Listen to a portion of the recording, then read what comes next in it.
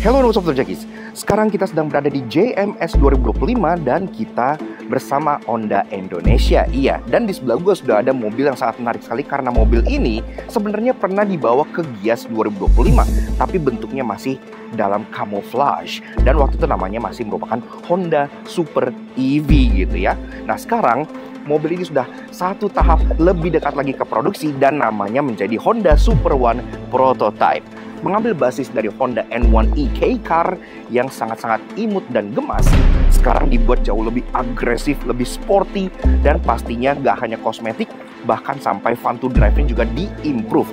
Dan good news-nya, mobil ini adalah global model. Iya, jadi gak hanya dijual di Jepang seperti Honda N1e, namun kedepannya akan juga dijual ke negara-negara lain seperti Eropa atau mungkin Indonesia. Iya.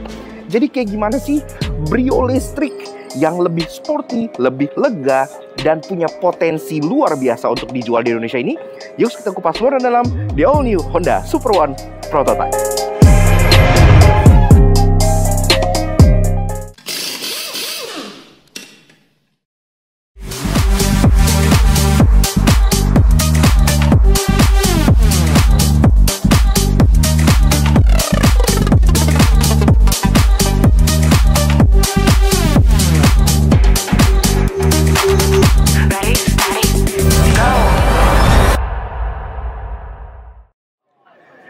Nah, Jakis, Honda Super One Prototype. Iya, mobil ini sebenarnya kalau kita lihat secara desain itu mengambil basis dari mobil yang pernah kita review di Indonesia bahkan.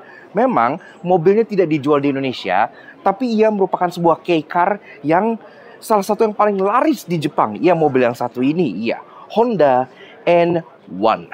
Tapi, walaupun dia sharing parts dan basis dengan Honda N1, Honda Super One ini konon dibilang katanya sudah benar-benar berbeda. Kenapa?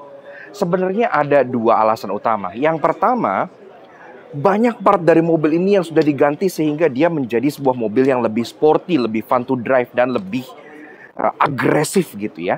Kemudian yang kedua, kalau jika Honda N1 adalah sebuah K-Car yang JDM alias hanya dijual di pasar Jepang saja, waktu itu masuk Indonesia cuma via importir umum dan harganya itu hampir 700 juta, mobil Super One Prototype ini adalah global product. Yes, akhirnya Honda membawa K-Car atau salah satu mobil yang berbasis K-Car mereka untuk dijual secara global, dan Honda Indonesia pun sangat mempertimbangkan untuk mencari cara agar Honda Super One Prototype ini bisa dibawa ke Indonesia, dan itu sangat menarik sekali. Nah, memang ini walaupun statusnya adalah prototype, tapi menurut gue ini sudah sangat-sangat mendekati production banget. Ini udah 90% lebih pasti versi produksinya yang akan seperti ini aja. Berbeda dengan Honda Alpha Concept Series yang memang agak masih jauh gitu ya ke versi produksinya. Nah, sekarang kita bahas dulu Honda Super One Prototype ini dari eksteriornya, mulai dari belakang seperti biasa.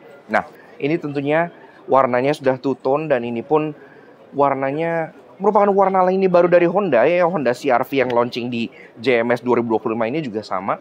Dia punya warna abu-abu pearlescent seperti ini dengan black top. Di atas udah ada integrated roof, spoiler berwarna hitam, kaca udah ada trap brake stop lamp di baliknya, kaca udah di defogger, dan juga wiper juga sudah rapi di bagian sini. Nah, salah satu bedanya juga dengan Honda N1 adalah ini bagasinya di black out, dan logonya dia nggak pakai logo Honda yang H gitu ya. Kalau yang N1 dia pakai logo H, kalau ini dia udah pakai logo yang baru untuk bagian belakang Honda. Jadi Honda di spell out seperti ini.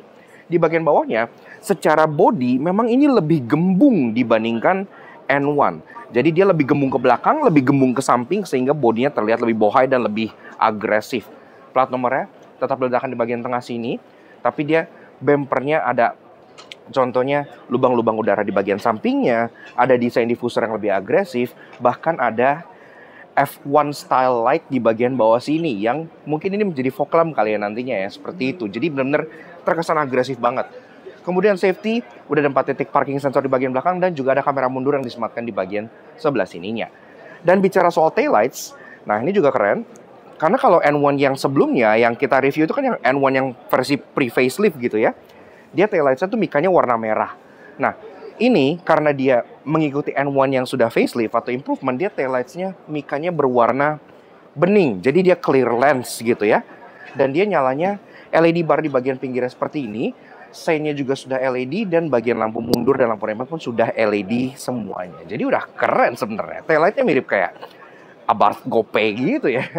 Oke, berlanjut bagian samping. Kalau bicara soal dimensi, memang ini masih mempertahankan dimensi dari Honda N1e yang sebagai basicnya ya. Jadi dia masih seukuran K-Car kurang lebih. Tapi yang menarik adalah kalau kita bicara soal lebarnya. Karena walaupun panjang dan tingginya itu serupa dengan Honda N1e, tapi kalau kita bicara soal lebarnya, nah ini udah beda. Honda bahkan bersumpah gak hanya bodinya aja yang dilebarin dan dibikin lebih berotot gembung-gembung, tapi bahkan sampai track width-nya, kaki-kakinya itu lebih dilebarkan sehingga membuat mobil ini lebih napak gitu ya, lebih asik dan pastinya lebih stabil juga di kecepatan tinggi. Nah, siluet bagian sampingnya harusnya orang Indonesia itu udah familiar karena mobil ini sebenarnya pernah dipamerin dalam bentuk konsep pada saat Gias di 2025 ya. Bentuknya kamuflas gitu. Kalau kalian ingat kalau datang ke Gias tuh ada Honda Super EV gitu ya. Nah, itu sebenarnya ini gitu kan. Nah, jadi di bagian atas itu tetap masih black top dengan pilar hitam seperti Honda N1e juga. Jadi modelnya kayak kanopi. Spionnya juga masih tradisional dengan warna hitam gloss. Dan di bagian bawah, bahkan dia untuk door handle-nya itu serupa atau mirip dengan door handle yang kalian temukan di contohnya Honda Brio. Jadi memang masih sangat-sangat tradisional Honda banget di bagian bawah. Tapi ini mulai berbeda karena mulai dari fender belakang sini, yang kalau kalian lihat ini lebih menggembung, itu beneran lebih lebar hingga bagian pintu belakangnya bakal ada tambahan daging yang membuat dia terkesan lebih muscle. Di bagian bawah juga sama, side skirt-nya sangat agresif, ada lubang udara di bagian fender depan dan bagian fender belakangnya yang beneran fungsional. Jadi nggak hanya hiasan doang. Sisanya udah ada akses keyless entry di bagian pintunya yang juga serupa Honda N1e.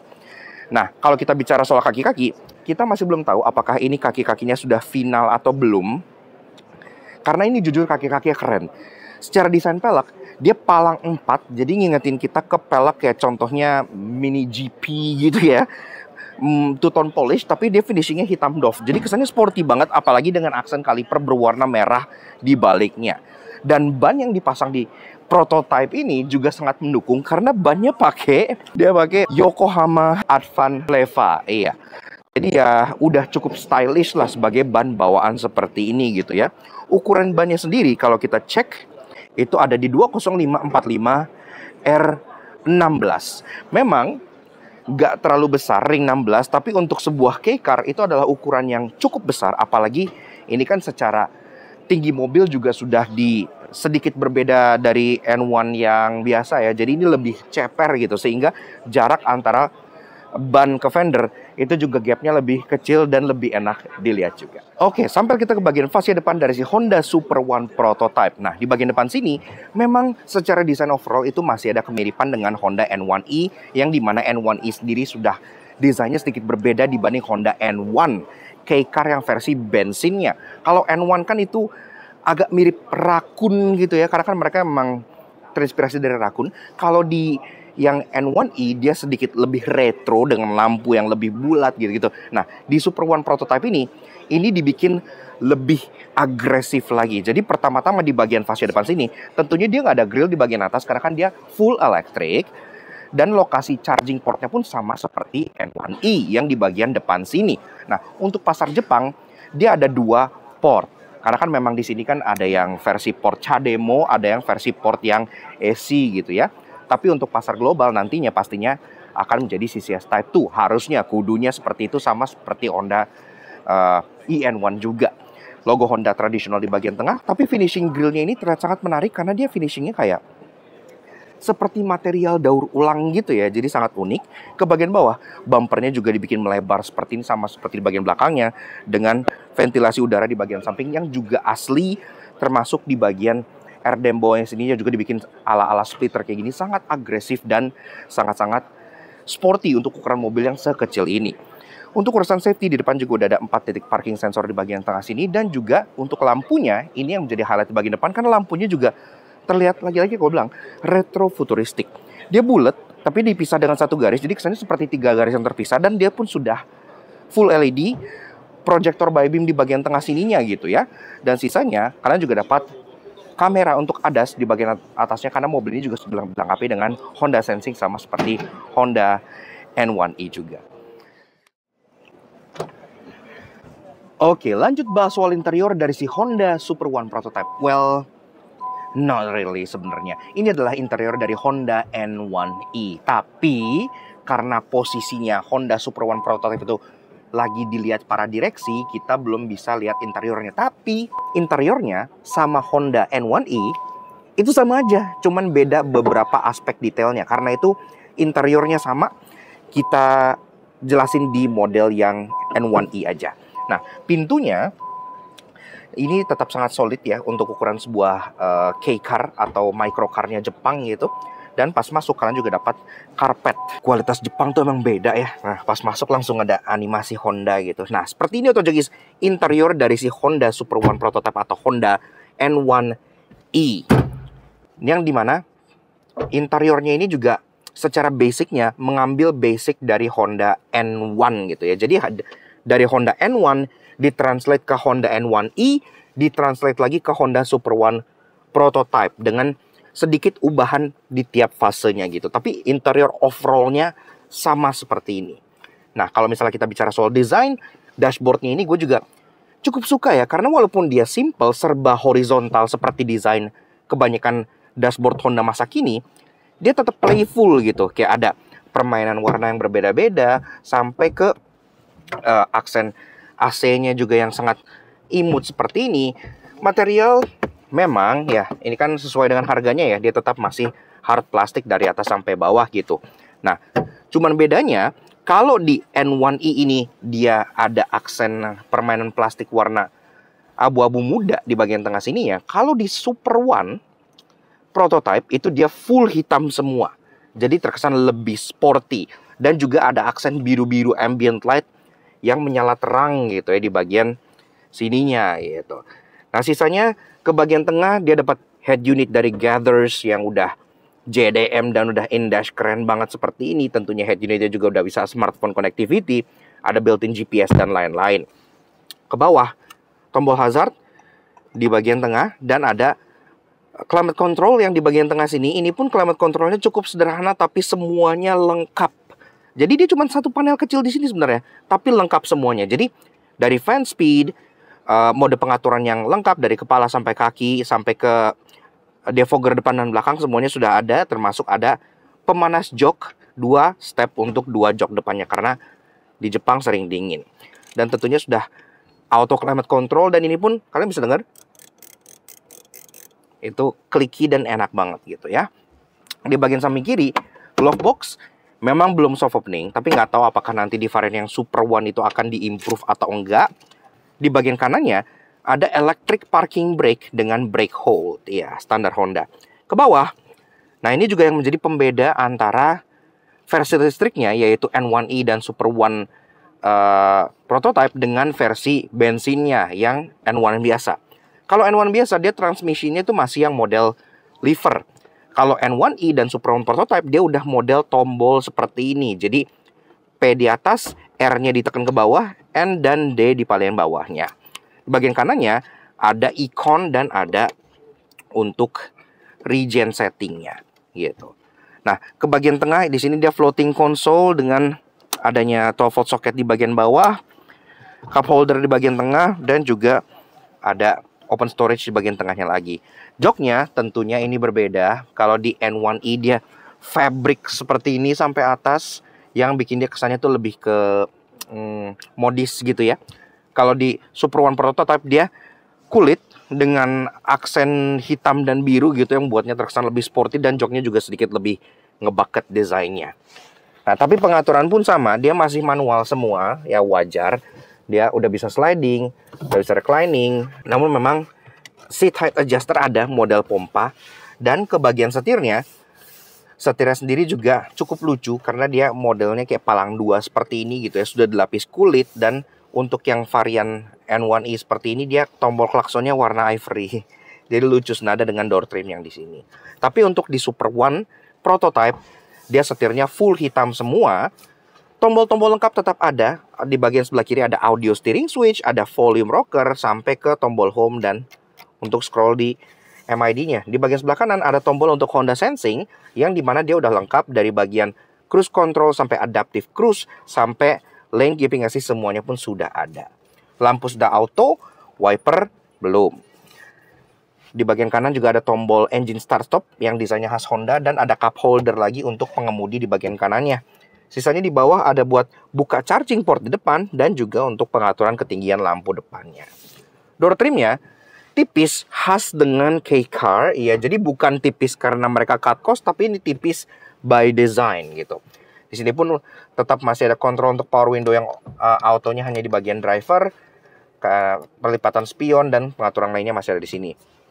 Cuman catatan lagi, salah satu hal yang spesial di Super One prototype yang nggak ada di sini adalah boost mode. Iya, jadi seperti mobil-mobil listrik masa kini yang punya boost, si Super One prototype itu juga punya boost mode yang pada saat kalian tekan, dia akan mengeluarkan maksimal tenaganya di saat itu, sehingga kalian bisa merasakan, kalau kata nyokap gua, kayak pakai NOS gitu ya, kayak pakai turbo gitu.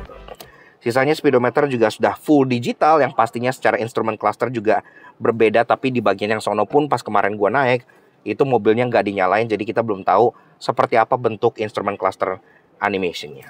Ke atas, kaca tengah memang masih belum di night view, tapi untuk harganya wajar banget. Di bagian atas juga masih ada overhead console yang lampunya sudah LED, dan ada dua buah sun visor yang dimana dia sudah ada kacanya tapi belum ada lampunya. Serta di atas pun ada hand grip atau grab handle model retract, dan juga safety. Honda selalu nggak main-main, dual airbag di depan, airbag samping ada, sampai airbag pilar alias airbag curtain juga ada di bagian sini. Gua udah pernah bahas jok baris kedua dari Honda N1 yang waktu itu CBU dibawa ke Indonesia, dan itu pun sama aja jok baris keduanya dengan Honda N1. Bagasinya juga sama aja. Nah, begini guys, interior baris kedua dari si Honda N1 ini, jok udah gue set ke posisi mode 2, gue tingginya 170 cm, dan di sini gue masih ada ruangan 8 jari. Iya, untuk mobil yang ukurannya sekecil kutu kayak begini, itu tergolong sangat luga banget gitu ya. Jadi impresif, termasuk kalian masih bisa molosin kaki dikit-dikit ke kolong jok depan, seperti itu. Atasnya pun demikian, masih ada ruangan kurang lebih sekitar 4 jarian. Jadi lega banget untuk ukuran mobil yang seperti ini. Khas dengan K-Car, dia kecil di luar tapi lega banget di bagian dalamnya. Dan kalau kalian lihat, ini pun kacanya belang ya. Iya, karena khas dengan mobil-mobil CBU Jepang, ini pun sudah di-equip dengan privacy glass. Iya, jadi untuk bagian windshield depan dan kaca depan di bagian samping, itu dia clear. Tapi untuk kaca baris kedua dan bagian kaca belakang, dia lebih gelap untuk memberi efek VIP gitu. Jadi keren banget. Tapi ini gue buka dulu biar lebih terang aja gitu kan reviewnya.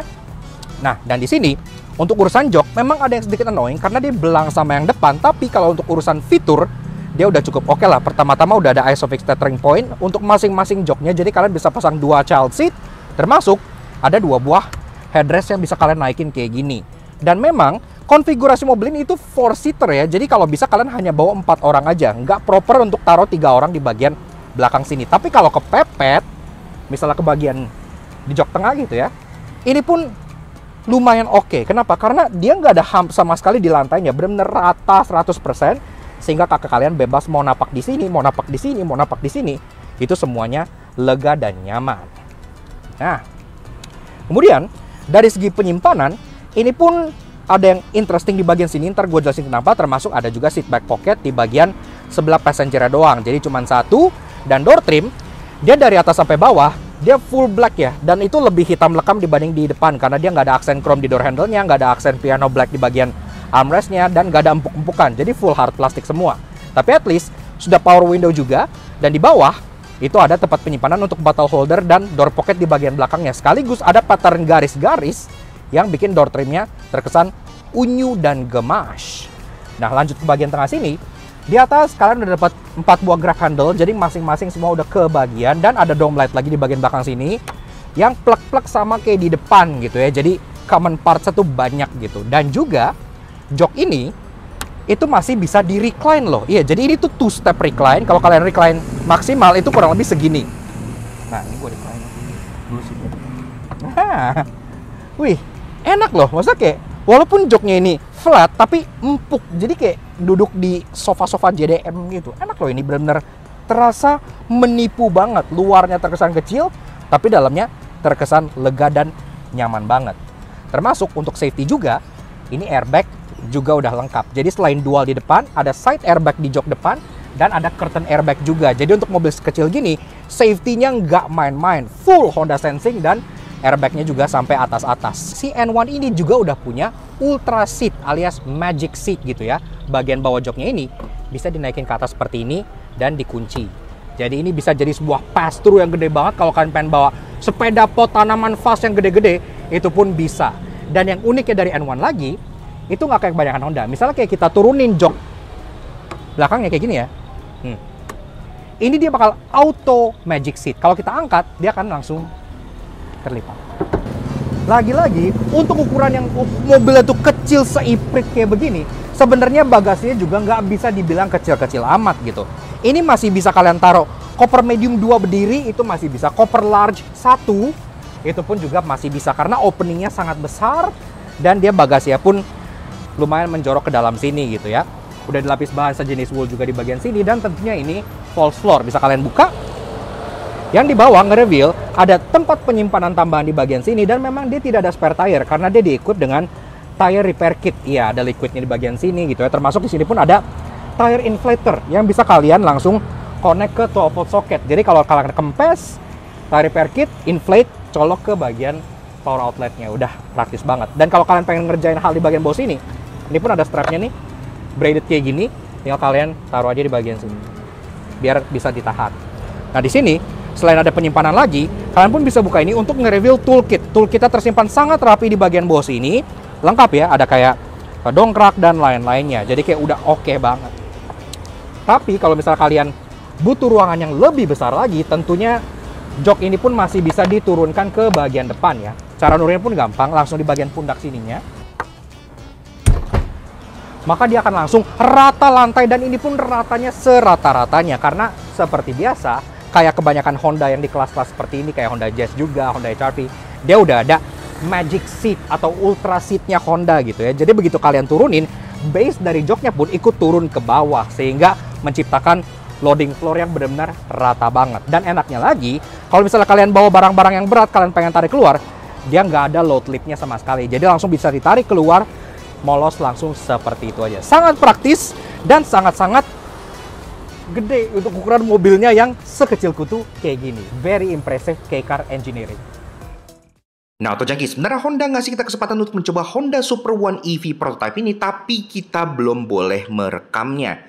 Dan secara spesifikasi, Honda juga belum membukanya sama sekali. Jadi kita sebenarnya hanya first taste drive aja yang meraba-raba. Kenapa? Karena kita belum tahu tenaganya berapa, kita belum tahu baterainya berapa, kita belum tahu jarak tempuhnya berapa, kita belum tahu juga berat mobilnya berapa. Jadi ini benar-benar hanya pure mencoba saja. Di balik kemudinya, yang paling asik tentunya adalah sensasi dengan boost mode-nya. Karena ketika kita tekan tombol boost mode-nya, mobil ini akan mengeluarkan tenaga maksimalnya sehingga dia bisa lebih optimum lagi rasa berkendaranya. Ditambah, ada juga active sound yang memompa suara ke dalam kabin seperti suara mesin, sehingga pada saat kita di dalam, itu terasa lebih hidup layaknya menyetir mobil internal combustion. Dan mobil ini juga punya 7-speed simulated transmission. Jadi dia punya transmisi simulasi 7 percepatan yang kalau kita pakai ala-ala manual mode, dia bisa memberikan kick down shock yang bikin kita terasa seperti mengendarai mobil manual. Pastinya asik banget. Memang secara tenaga overall pas di lurusan, mobil ini nggak yang kenceng-kenceng amat untuk ukuran sebuah EV, tapi handlingnya berkat track mobil yang lebih lebar dan juga ban yang sangat cocok membuat dia terasa sangat khas Honda banget. Walaupun city car, handlingnya enak, gesit, dan mobilnya nggak terasa berat-berat amat untuk sebuah EV ya. Beratnya ya nggak jauh-jauh dari Honda Jazz gitu rasanya, yang artinya cukup enteng untuk sebuah mobil listrik dan sangat menyenangkan. Kita nggak sabar pengen tahu gimana spesifikasi lengkapnya, karena Honda Super One Prototype ini membuktikan bahwa sebuah EV perkotaan itu nggak harus boring electric appliance saja, tapi tetap bisa punya DNA sebuah mobil hot hatchback yang benar-benar menyenangkan. Yaks, oke.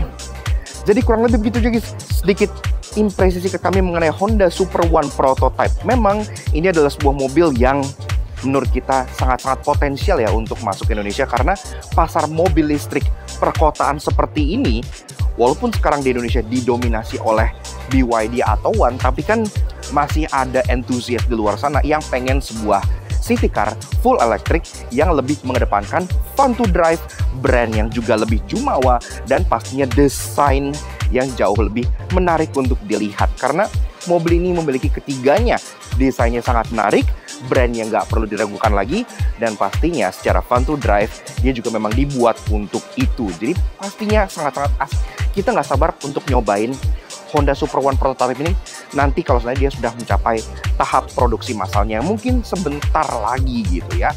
Tapi gimana menurut kalian? Cocok nggak Honda Super One Prototype ini untuk dijual ke Indonesia ke depannya? Karena Honda Indonesia sedang sangat-sangat mempertimbangkan mobil ini untuk dibawa ke Indonesia gitu ya. Dan kalau iya, harganya berapa yang cocok? Silahkan kalian komen langsung di bawah, siapa tahu dibaca oleh Hondaisme. Dan pastinya terima kasih banyak pada Hondaisme yang udah ngizinin kita untuk ngulas Honda Super One Prototype ini, dan juga ngajak kita all the way sampai ke Jepang, ke Japan Mobility Show 2025 untuk melihat langsung lini-lini terbaru mobil mereka. Kalau kalian pengen tahu update terbaru mengenai Honda Indonesia, silahkan kalian follow Instagramnya Hondaisme di bagian sebelah sini. Dan pastinya terima kasih banyak ke kalian semua. Kalau kalian suka dengan kami, kenapa kalian suka dengan subscribe kalian Soto Jangki, kepoin juga sosial media kami untuk sama kami lakukan tulis di sini. Sponsor dengan informasi baru dan pastinya mobil keren seperti Honda Super One Prototype yang satu ini. Oke, thank you udah nonton. Kita nggak sabar nih. Semoga nanti dibawa ke Indonesia juga. We'll see you guys again in the next video. Ride safe and Godspeed.